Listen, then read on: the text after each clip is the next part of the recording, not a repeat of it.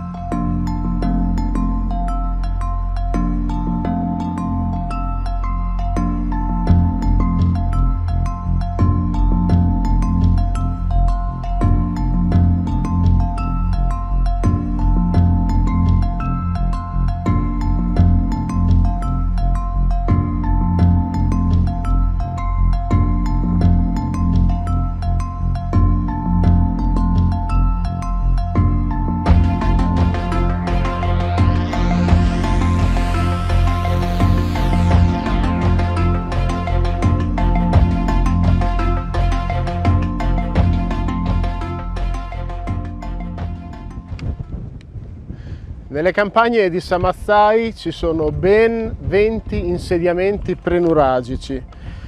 La maggioranza di questi è in rovina o è parzialmente interrata, ad eccezione del sito più importante, che è quello che stiamo vedendo, su Nuragi. È un insediamento costituito da un nuraghe complesso, quadrilobato, articolato in una torre centrale e 4 torri laterali che sono collegate fra loro da muri che delimitano un cortile interno. Ciò farebbe pensare alla presenza di un abitato, che confermerebbe anche il ritrovamento di frammenti di ceramica ad uso domestico. In effetti questa può appunto sembrare una struttura a duplice scopo, sia abitativo che militare. Ed ora proviamo con i nostri potenti mezzi ad entrare dentro, passando per questo pertugio.